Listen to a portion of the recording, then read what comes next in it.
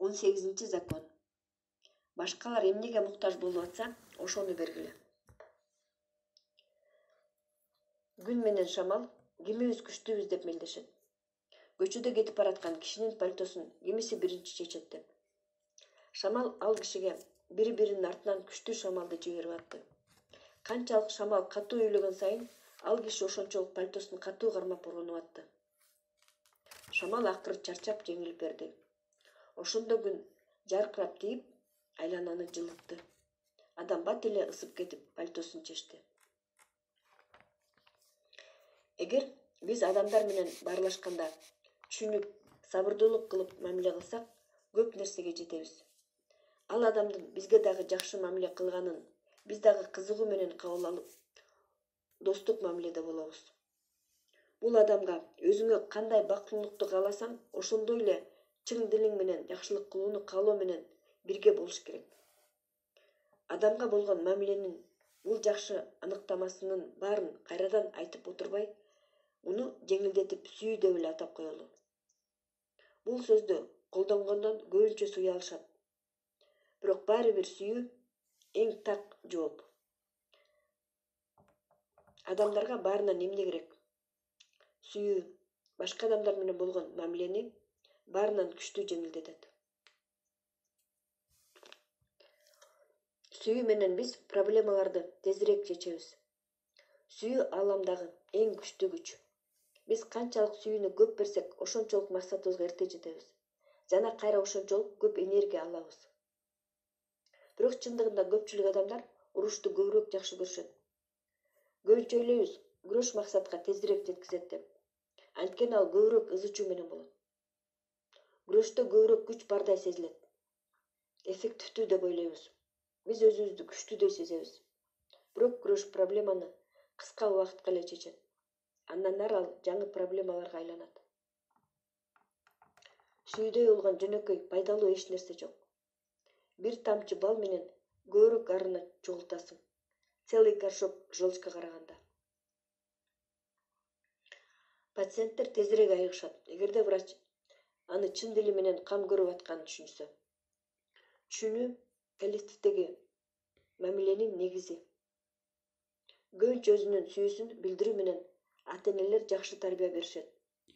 Сүйүү жана түшүнүү гана бекем ишеним бере алат. Бул адамдар үчүн ар бир иште керек. Албетте баарыңар билесиңер, адамдарга өзүңө кандай мамиле кылганын кааласаң, ошондой мамиле кыл деген эреже бар. Бул эреже көп жакшылыктарды алып келди. Мунун тескери жагы дагы бар. Адамдар ар кандай. Башка адамдардын каалоосу, суроо талабы силердикине дал келбейт. Биз өзүбүздүн баалуулугубуздун негизинде мамиле кылбашыбыз керек. Ошондуктан 18 закон ушундай аталат. Башкаларга алар эмнеге муктаж болуп атса, ошону бер.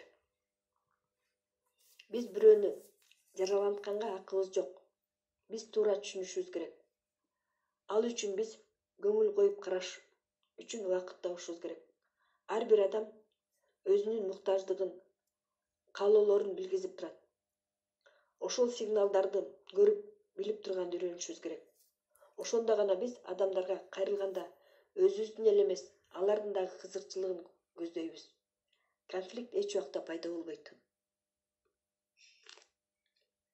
Башка адамдар менен болгон мамилени банковский счет катары элестетели. Эгер биз минуста болсок, любой жаңы счет биз үчүн проблема болот. Эгер счетто жакшы сумма болсо, эч кандай кошумча чыгаша проблема түзбөйт. Ошондуктан дайыма биздин мамилебиздин счетун толтуруп турушубуз керек. Ошентип биз канчалык көп сумма чогултсак, ошончолук мамиле гармониялуу болот. Кийинки 24 алтын эреже адамдарга эмнеге муктаж болуп атканын бергенге жардам берет. Ошолорду аткарып, биздин мамилебиздин счетундагы сумманы көбөйтө алабыз.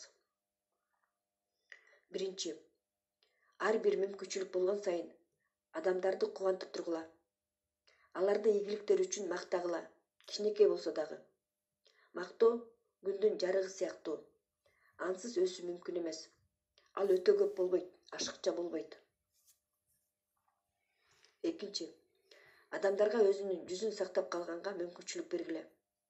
компромисске барбагыла жана кемсинтпегиле, катасын азайткыла. 3. Адам жок болуп турганда ал жөнүндө жакшы гана сөздөрдү айткыла. Эгерде андан эч кандай позитивдүү эчтеке көрбөсөң, унчукпай эле койгула. 4. Адамдарды көңүл буруп байкагыла. Ошондо алардын жакшы иштерин тезирээк көрөсүңөр. Эгерде мактай турган болсоңор, аны негиздегиле. Ал кошумат болуп көрүнбөсүн. 5. Дайыма башкаларга асыл ишенимде, жакшы ниеттерде болгула. Ар бири өзүнүн бирешендигине, өзүмчүлдүгүнө ишенет. Эгер бирөөнүн жакшы жакка өзгөрүшүн кааласаң, анда өзүңдү ал уже өзгөргөндөй алып жүргүлө. Ал сенин көңүлүңдү калбаш үчүн бардыгын жасайт. 6. Колдон келсе, анда-санда гана критика кылгыла. Эң жакшысы кыйыр түрдө гана. Эч убакта ал адамдын өзүнө чабуул койбогула. Анын кылган ишине гана. Ал адамды чын дилиңен сүйөрүңдү жана жардам бергиң келип атканыңды билгиз. Эч убакта жазуу түрүндө сындабагыла. 7. Башка адамды өзүн улуу сезгенге уруксат бергиле, мактанбагыла. Өзүңөрдүн алсыздыгыңарды моюнга алгыла. Өзүңдүн артыкчылыгыңды азайтып кой. Эгер душманың көп болгонун кааласаң, баарынан ашып кеткенге аракет кыл.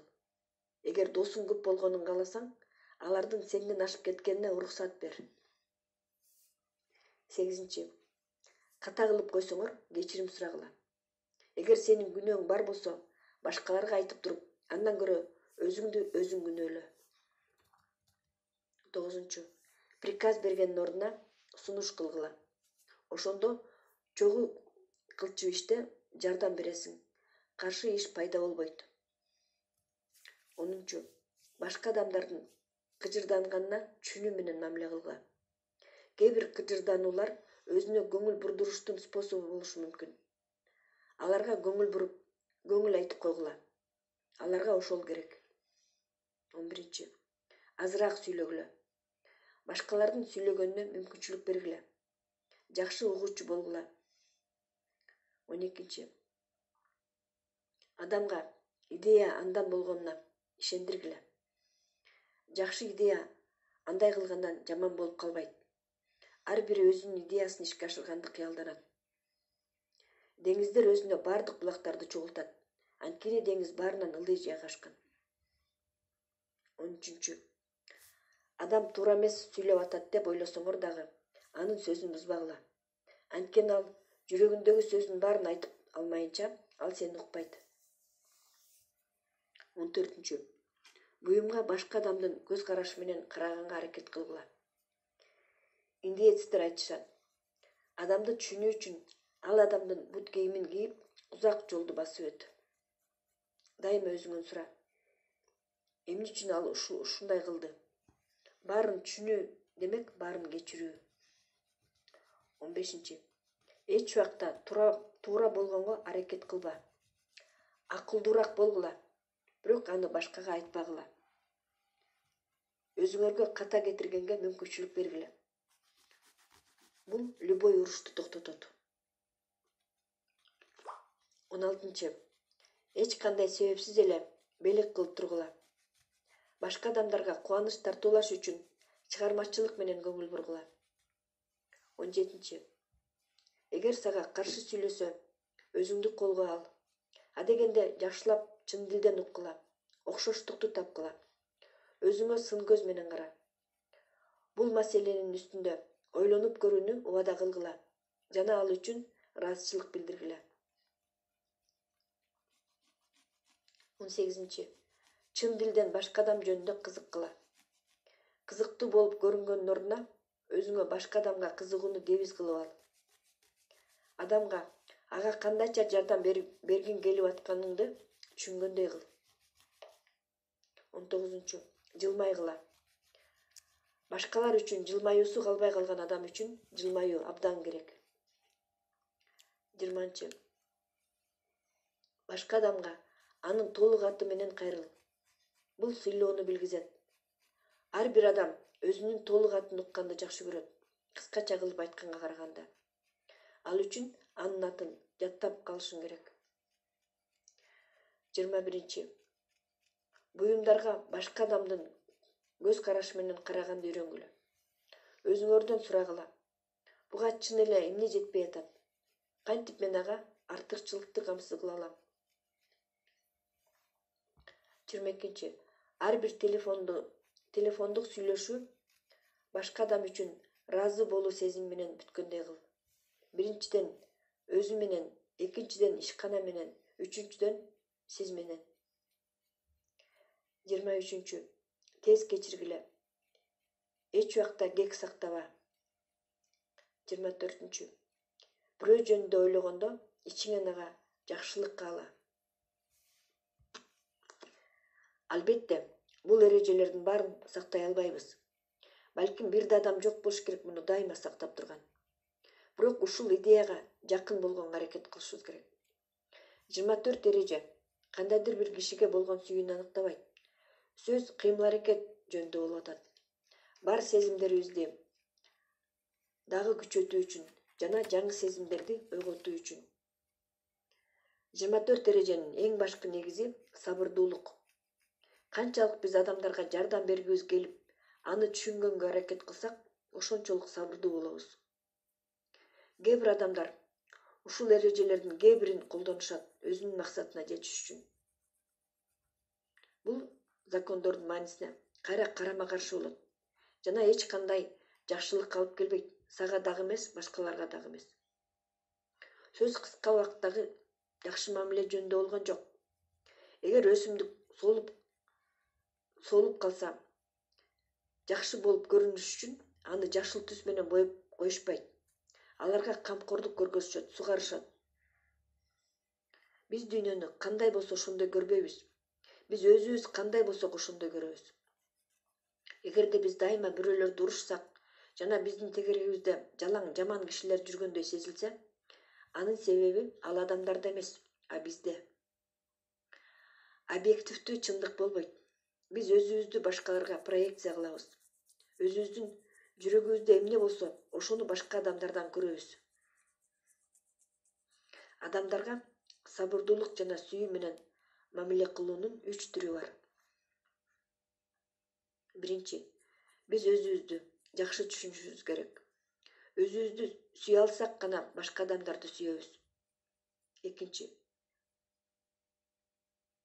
биз башка адамдарды өтө эле анализ кыла бербешибиз керек. Гүлдү үзүп бөлүп карасаң, анын сулуулугун бузасың. Үчүнчү, биз сулуулукка жана жакшылыкка гана концентрация кылышыбыз керек. Көбүнчө адамдар башкаларды көңүлдөнүп ушакташат, башка адамдардын артыкчылыгын азайтып сүйлөшөт. Бирок алар өздөрүнө эле жаман кылышат. Бирөөнү сындаганда адам катачылыкка, алсыздыкка концентрация кылат.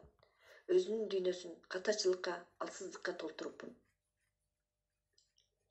Тескерисинче, эгерде башка адамдардын жакшы гана жагын издесек, биз аны табабыз жана дүйнөнү бир аз кубанычтуураак кылабыз. Эски макал: сен бирөөнүн эмнесин көрсөң, өзүң ошондой болосуң. Жарыкты көрсөң, жарык болосуң, кирди көрсөң, кир болосуң. Эгер бизди урушса, эмне кылышыбыз керек? Эски мастер экинчи согушпайм деп чечет. Бирок ага карабай, жаш согушкер аны согушка чакырат. Мастер кабатырланбай эле отурду жана эч кандай реакция кылган жок. Ошондо жаш согушкер провокация кылганга аракет кылды. Ал аны жана анын ата-бабасын орой сөздөр менен кемсинтип баштады. Мастер сабырдуулук менен аны кемсинтүүлөрүн угуп отура берди. Акыры аягы жаш согушкер тажап кетип калды. Мастердин окуучулары түшүнө албай калышты. Эмне үчүн ал өзүн коргогон жок? Ал үчүн уялып да жатышты. Мастер сурады: эгер кимдир бирөө силерге белек кылгысы келсе, а силер аны албай койсоңор, ал белек кимдики болот? Окуучулар жооп берди: албетте, ким белек кылып атса ошонуку эле болот да. Мастер улантты: ошондой эле жек көрүү, көрө албастык, жинденүү дагы. Эгерде биз аларды кабыл албасак, алар берип аткан адамда калат. Мамиле эгерде эки жак тең бири-бирине же адам эмнеге муктаж болуп атса ошону бергенге аракет кылганда гана узак жакшы болот. Бирок мындайга даяр эмес адамдар да болот. Мындайда андай адамдардан алыс болгон эле жакшы. Закон сенден маанисиз эле курмандыкты талап кылбайт. Бирок өтө көп жакшылык кылган жакшы, өтө аз кылгандан көрө. Кээ бирде биз көрөбүз. Үй бүлө мүчөлөрүнө же партнерлорго чоочун адамдарга кылган көңүл бурууларды, сыйлоолорду жасашпайт. Алар буга татык деместей. Келгиле унутпайлы. Биз адамдарга алар эмнеге муктаж болуп атса, ошону беришибиз керек. Жана бул биринчи кезекте биздин жакын адамдарыбызга болуш керек. 19 закон.